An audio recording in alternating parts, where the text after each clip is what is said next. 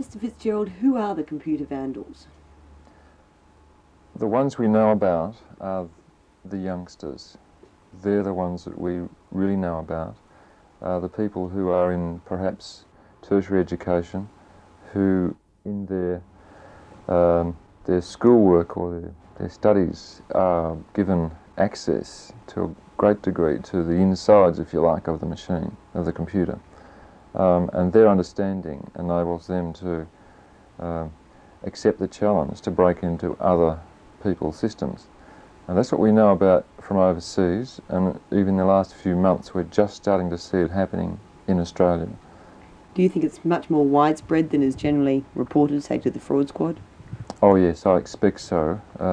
People are quite reticent to report crimes of this nature. And the other thing is too, what have the people done? I mean, in terms of the economic loss, it's very difficult to judge, because what often these people are doing, and if they are youngsters, they're not really into the business of stealing information. But if they are selling the information, it's very difficult to know that it's missing, because we really are looking at the classic case of something that's stolen but yet not missing. What about vandals who just seem to go in for the sheer joy of wrecking people's systems? What cost is that to a company? The electronic joyriders, we call them.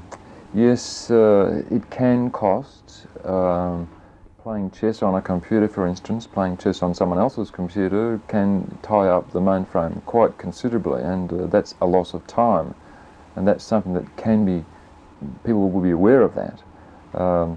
But the cost of it actually is really, it's time inconvenience. There's been cases reported overseas rather than in Australia where people have noticed that their machine has been quite slow in response time. So you put a query into the machine and it takes maybe 5 seconds to come back with an answer rather than 1 second, and to a computer operator that's a very annoying thing to occur. The reason for the slowness? Well, it could be that there's a lot of people on the system at that particular time. There might be a breakdown, or it could be that there's someone on the system who's using it in an unauthorised manner, such as someone from outside who's using an unauthorised or illegal tap into the system. Is there any legislation dealing with people who tap illegally into other people's systems? At the moment, no. It's something that we really haven't got to at the moment. We really have to look at the idea of information trespassing, and it's something at the moment that we really haven't got a handle on, and it's because, of course, we haven't got a caseload in this area, and I think it's normal enough for us to find a problem and then we look for the solution. And at the moment, we really haven't defined the problem. Why is it so relatively easy for a young person to break into, say, a company's system? How do they get away with it? Well, I guess that people haven't really thought through the fact that someone could actually do this. When systems are designed, they're designed with an emphasis on getting the job done. And that means that we concentrate on the positives, if you like. We don't think about the things that could go wrong as much. Mind you, I think that that's normal enough in the development of any sort of new development, that sort of thing occurs. There comes a time, though, when after a period of suffering some bad, we could consider effective passwords for a start. Most people now know what a password is, which is a good thing. As computer literacy rises, of course, that means that we do remove one of the controls that was always been in place for the computer area, and that's been ignorance. Nowadays that's evaporating, and therefore we're getting people who do know. Now, passwords are very easily guessed in most situations. Guessable passwords are brought up because we shouldn't have. It's pretty simple to implement improvements in the password area without going to a lot of expense. And those things ought to be explored by organisations which have something worth protecting. Now, that I call that a competitive edge, if you like, in a commercial organisation. In a government organisation, it could be national security. But if we have this level of information which we regard as being confidential, then we ought to do something about it. I mean, one of the things we could do, by the way, is not put it on the system at all. And there are people who've got recipes, and I'm told the Coca-Cola recipe has never ever been written down. It resides in the heads of 3 people. So we avoid the possibility of someone stealing it and taking our competitive edge with them. So the password is one way of reducing people's ability to get into the system. Another way, perhaps, is to look at scrambling that information, recognising that which is worthwhile protecting and scrambling it. And the encryptors, as they're called, encryption systems, are available now. They're falling in price, they're being broadened in their application, and I think people are looking at them as serious contenders, as a worthwhile investment. Do you think industry has just been too complacent to date?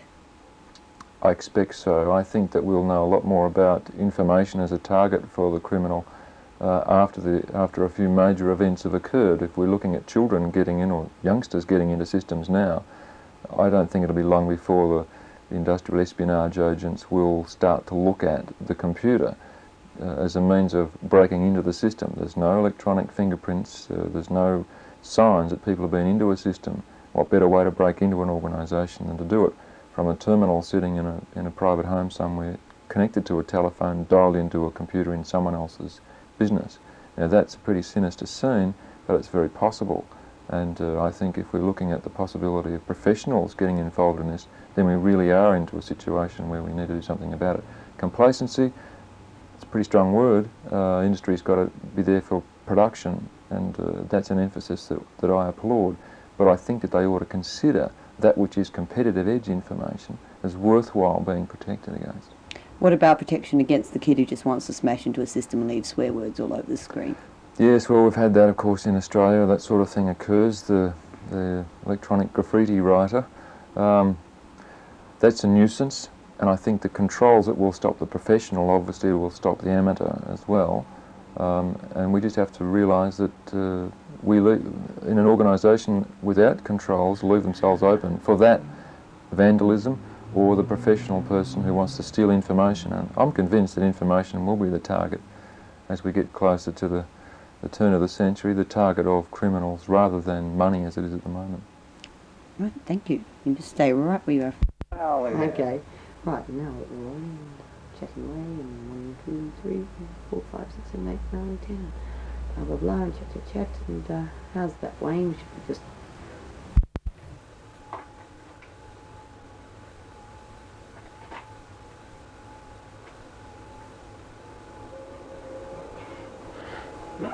Oh, you're talking and I'm watching. Just talk around with the bits and pieces, but no, jawbone move that way, that's kind of thing. You were speaking to Jerry Maynard this morning, I suppose. No. Some of it, where do I go? Getting going with that sort of thing, is it? Yeah,